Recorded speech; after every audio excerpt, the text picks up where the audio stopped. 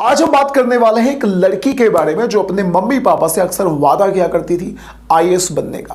वो कहती थी कि मैं एक दिन तुम्हारी जिंदगी में ऐसा देखना चाहती हूं कि मेरी वजह से पूरा हिंदुस्तान तुम्हें जाने, तुम्हारी इज्जत करे और मैं तुम्हारा नाम बहुत ज्यादा रोशन करना चाहती हूं इस पूरे हिंदुस्तान में, पूरी दुनिया में और पूरी रिश्तेदारी में। अब दोस्तों लेकिन ऐसा क्या हुआ कि इस लड़की की हो जाती है दर्दनाक मौत और मौत के पहले होता है इसका रेप। आगे दोस्तों क्या है इस घटना की पूरी सच्चाई जानने के लिए आप इस वीडियो पर अंत तक जरूर बने रहें। आगे बढ़ने से पहले हमारे चैनल को सब्सक्राइब करना बिल्कुल भी ना भूलें। असल में दोस्तों ये जो घटना है ये घटना है यूपी की, जहां पर एक शिक्षक परिवार अपने 3 बच्चों के साथ बड़े आराम से अपना जीवन जी रहा था।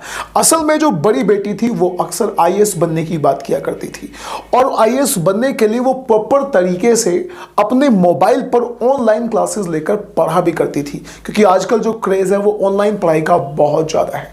लेकिन दोस्तों एक दिन इस शिक्षक परिवार की जिंदगी में बिल्कुल भूचाल आ जाता है। असल में क्या होता है, 10 तारीख को यानी 10 नवंबर को जो इनकी सबसे छोटे वाली बेटी होती है वो घर में आती है और जैसे ही वो घर में घुसती है तो जो मंजर उसने अपने घर में देखा उसे देखकर उसकी आंखें फटी की फटी रहेगी। वो सन्न रह गई और 1-2 मिनट के लिए तो वो अपने घर के बाहर ही दोस्तों खड़ी रही, क्योंकि वो सामने देखती है कि चारों तरफ खून ही खून बिखरा हुआ है।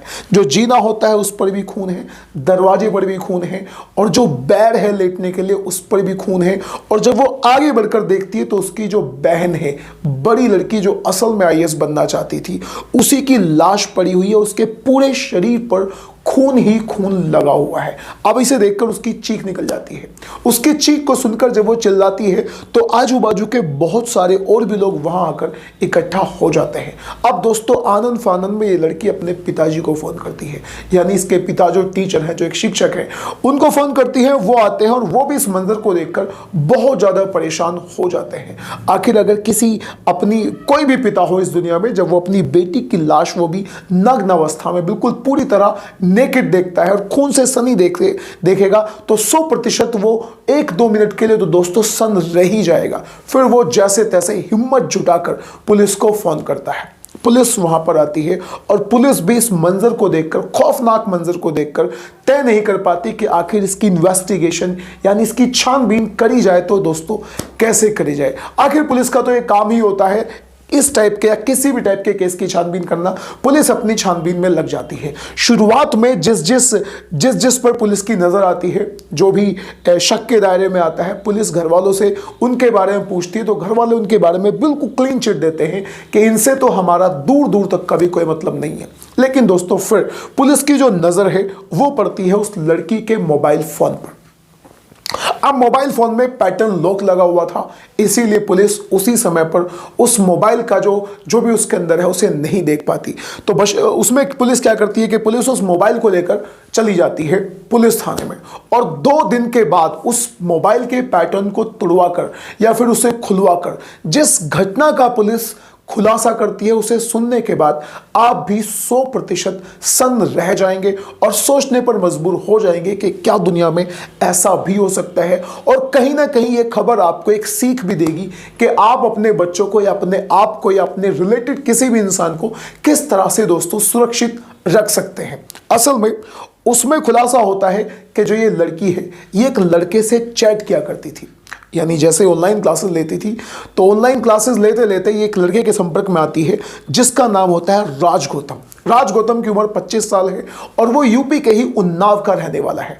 अब दोस्तों असल में वो भी यूपीएससी की तैयारी ही कर रहा था, यानी वो भी आईएएस बनना चाहता था। और जब स्टूडेंट्स अपने ही जानने पहचानने वाले यानी अपनी ही कैटेगरी के स्टूडेंट से मिलते हैं तो कई बार उनसे बातचीत करना शुरू कर देते हैं और यही काम इस लड़की ने भी यहां पर किया था। ये इस राज गौतम नाम के लड़के से बातचीत कर लिया करती थी। तो दोस्तों उस चैट से खुलासा होता है कि 10 तारीख की सुबह को जो लड़का है वो लड़की को मैसेज करता है कि आज तुम घर पर अकेली हो, क्या मैं तुमसे मिलने के लिए आ जाऊं। दोस्तों शुरुआत में जो लड़की है वो उससे बहुत ज्यादा मना करती है और वो उससे कहती है कि तुम केवल और केवल अपनी पढ़ाई पर ध्यान दो, इधर मेरे पास आकर या मुझसे मिलने के बहाने अपना समय बिल्कुल भी बर्बाद ना करो। लेकिन दोस्तों जब लड़का जिद करता है तो लड़की उसकी जिद में हल्का सा फंस जाती है और फिर वो उसे घर पर आने की परमिशन दे देती है। लेकिन दोस्तों लड़के के दिमाग में तो कुछ और ही चल रहा था। वो आती दफा जैसे ही वो आ रहा था तो एक मेडिकल स्टोर से सेक्स पावर बढ़ाने की गोली अपनी जेब में डाल लेता है, लड़की के पास पहुंच जाता है और जैसे ही वो लड़की के पास पहुंचता है लड़की उसे पानी ऑफर करती है और जैसे ही उस लड़की की नज़र से कुछ बचता है वो तुरंत उस सेक्स की पावर बढ़ाने वाली गोली को वहां पर ले लेता है। धीरे धीरे दोस्तों वो एक दूसरे के क्लोज आना शुरू कर देते हैं।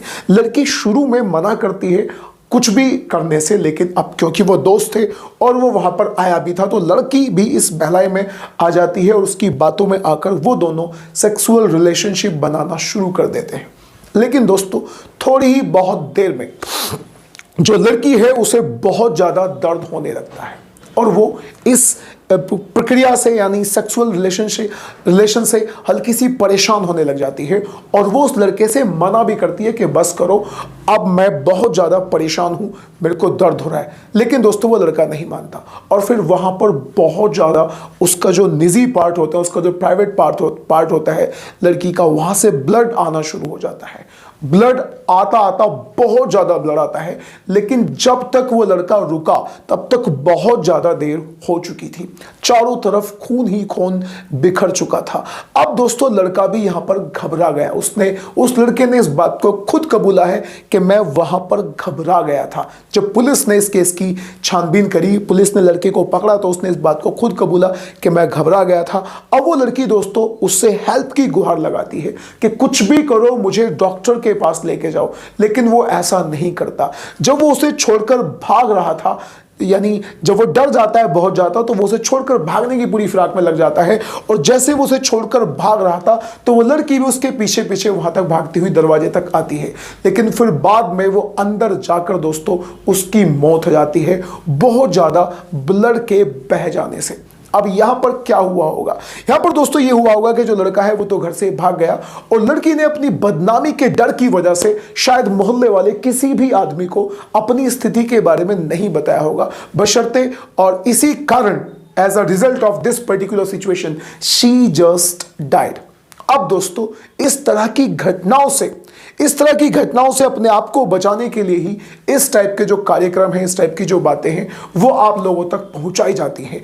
अब आप अपना ख्याल रखिएगा और अपने जितने भी रिलेटिव्स हैं उनका बहुत अच्छे से ध्यान रखें, उनके साथ ऐसी कोई भी घटना ना हो, अपनी तरफ से पूरी कोशिश कीजिएगा। दूसरी तरफ अब वो लड़का अरेस्ट किया जा चुका है और उसके साथ अब जो भी होगा, उसे जेल होगी या नहीं होगी, वो सारी जो प्रक्रिया है वो पुलिस करेगी या फिर कोर्ट करेगा।